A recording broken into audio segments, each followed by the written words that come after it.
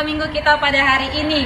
Oleh sebab itu, mari kita siapkan hati kita. Kita sama-sama menyanyikan pujian kita, Suci, Suci, Suci.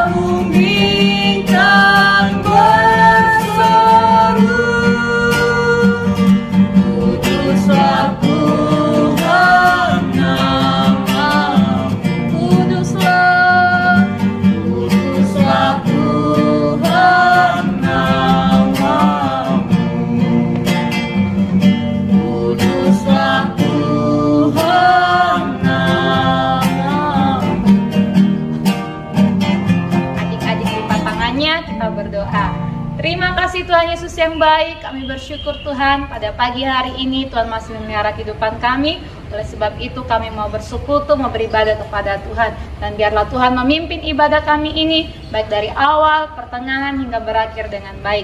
Terima kasih Tuhan Yesus, hanya di dalam nama Tuhan Yesus Kristus kami sudah berdoa dan mengucap syukur. Haleluya, amin. Nah adik-adik, mari kita memuji Tuhan bersama-sama. Tuhan dapat. Ikutin gerakannya ya.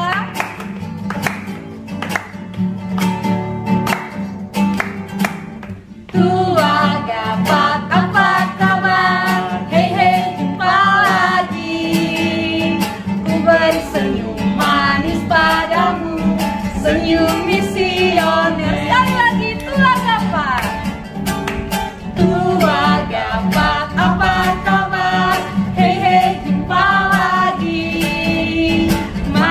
Bergandengan tangan, jadi sobat Yesus. Ayo lihat ke kanan, lihat ke kanan, lihat ke kiri, doku ke kanan, doku ke kiri, putar ke kanan dan putar ke kiri. Hore, jumpa lagi. Ha ha, haleluya. Ha haleluya.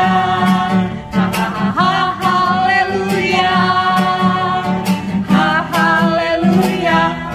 Haleluya. Sekali lagi. Ha haleluya. Ha haleluya. Ha haleluya. Haleluya. Ku tak dapat hidup. Ku tak dapat hidup tanpa Yesus bersamaku. Dan sumber segalanya. Haleluya. Saya perlu Yesus. Saya perlu Yesus. Oh yes, saya perlu Yesus. Oh yes, saya perlu Yesus di hidupku. Saya perlu Yesus. Saya perlu Yesus. Oh yes, saya perlu Yesus. Oh yes, saya perlu Yesus di hidupku. Saya perlu Yesus. Saya perlu Saya perlu Yesus, saya perlu Yesus di hidupku, saya perlu Yesus. Baik adik-adik, mari kita siapkan hati kita untuk mendengarkan kebenaran firman Tuhan. Namun sebelum itu, mari kita sama-sama nyanyikan pujian kita, Ku Buka Hati. Ku buka hatiku untuk firman-Mu, ku ingin menjadi seperti Yesus. Berfirmanlah Tuhan, ku mau mendengar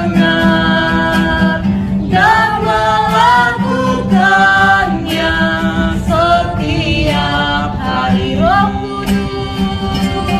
Roh Kudus yang manis, tolong aku menuruti firman Tuhan. Roh Kudus yang manis, jadikanku anak Tuhan yang manis. Anak Tuhan, anak Tuhan yang manis, anak Tuhan yang manis. Nah, adik-adik sekolah minggu yang ada di rumah, sebelum kita mendengarkan firman Tuhan, mari kita berdoa. Terima kasih Tuhan Yesus, hari ini kami beribadah dan kami sudah memuji, bersorak, mempermuliakan nama-Mu. Saatnya kami akan mendengarkan firman Tuhan. Tuhan Yesus berkati kami semua, agar kami bisa memahami firman Tuhan dan melakukan firman Tuhan di dalam kehidupan kami. Terima kasih Tuhan Yesus, kami mengucap syukur dan berdoa. Haleluya, amin. Shalom adik-adik sekolah minggu, puji Tuhan. Hari ini kembali lagi dengan Kak Evi di ibadah sekolah minggu. Nah, minggu lalu Kak Evi sudah membahas tentang ibadah yang sejati. Bagaimana kita mempersembahkan hidup kita sebagai persembahan yang hidup. Hari ini Kak Evi mau kasih satu contoh nyata dari ibadah yang sejati, yaitu memberikan hidupnya sebagai persembahan yang hidup buat Tuhan. Yaitu satu kisah di dalam 2 Raja-Raja pasalnya yang ke-22. Nanti adik-adik bacanya di rumah saja ya bersama mama dan papa. Di dalam kisah itu ada seorang raja yang diangkat menjadi raja ketika usianya masih sangat muda, yaitu 8 tahun. Mungkin semua adik-adik di sini ada beberapa yang usianya 8 tahun. Kamu mungkin masih sekolah, tapi usia 8 tahun dia sudah menjadi raja di Israel dan memerintah selama 31 tahun. Wah, hebat ya. Adik-adik tahu selama pemerintahan raja ini dia hidup benar di hadapan Tuhan. Nah, ini rajanya. Namanya adalah Raja Yosia. Adik-adik ikuti ya, Raja Yosia yang ketika diangkat menjadi raja usianya masih sangat muda. Dan walaupun usianya masih muda, Yosia melakukan hal-hal yang besar atas bangsanya dan itu menyukakan hati Tuhan. Yang pertama, Yosia membangun dan memperbaiki rumah Tuhan. Adik-adik dapat membacanya dalam 2 Raja-Raja pasal 22 ayatnya yang ke-5 dan ke-6. Nanti kamu bacanya di rumah saja. Ketika Yosia menjadi raja, hal pertama yang Yosia lakukan adalah dia memperbaiki rumah Tuhan. Dia mau bersama rakyatnya membangun dan kembali memperbaiki bait Allah. Itu hal pertama yang dilakukan Yosia. Yang kedua, Yosia berkomitmen untuk hidup benar di mata Tuhan. Jadi ketika Yosia sedang memperbaiki rumah Tuhan, dia menemukan yang namanya gulungan atau kitab Taurat. ketika kitab Taurat itu dibaca oleh Yosia dan oleh orang-orang di situ, mereka menjadi sangat sedih. Yosia jadi hancur hatinya karena mengetahui bahwa bangsanya hidupnya sudah berdosa di hadapan Tuhan. Yosia tahu bahwa dia dan rakyatnya melakukan kesalahan, yaitu menyembah berhala, patung-patung, hidup gak benar. Karena itu Yosia berkomitmen untuk hidup benar di hadapan Tuhan. Yosia menghancurkan setiap tugu-tugu berhala, patung-patung yang dibangun, dan tempat korban-korban bakaran yang gak Tuhan sukai dihancurkan oleh Yosia dan oleh pasukan-pasukannya. Hingga Yosia berkomitmen bahwa mereka gak boleh lagi menyembah patung-patung atau beribadah kepada Allah-Allah lain selain kepada Tuhan atau kepada Allah yang hidup yang disembah oleh nenek moyang mereka. Dan selanjutnya adalah Yosia merayakan Paskah, sebuah perayaan ibadah besar-besaran yang Yosia lakukan bersama rakyatnya.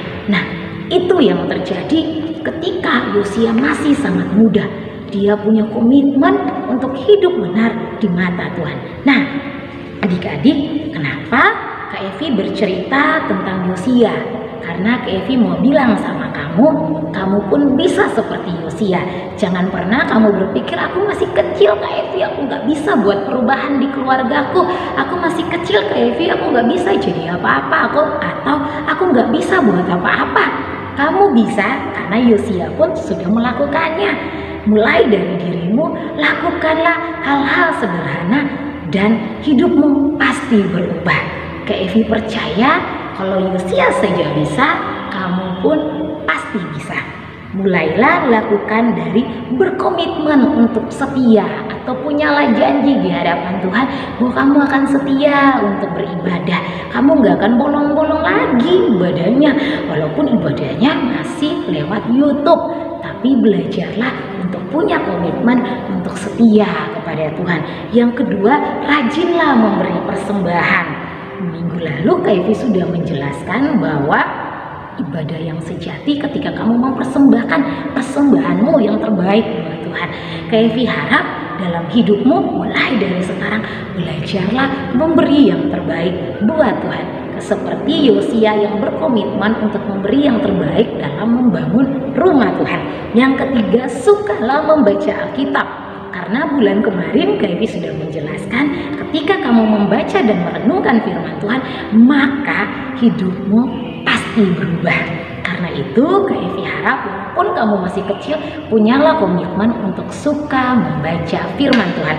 Yang keempat, berkomitmenlah beribadah dengan sungguh-sungguh. Adik-adik, Yosia punya komitmen di hadapan Tuhan ketika usianya masih sangat muda, yaitu 8 tahun. Berarti tidak ada yang gak mungkin juga bagi kamu. Kamu buatlah janji di hadapan Tuhan bahwa kamu akan beribadah hanya kepada Tuhan dengan sungguh-sungguh. Apapun yang terjadi gak akan pernah membuat kamu untuk meninggalkan Tuhan. Dan Kak Evi percaya ketika kamu punya komitmen yang sungguh-sungguh melakukan hal-hal itu dengan sungguh-sungguh, dimulai dari dirimu, maka keluargamu akan diubahkan. Dimulai dari dirimu, maka orang-orang di sekitarmu akan diubahkan. Dimulai dari dirimu, maka Indonesia akan diubahkan. Karena itu, berkomitmenlah untuk hidup benar dan sungguh-sungguh di hadapan Tuhan.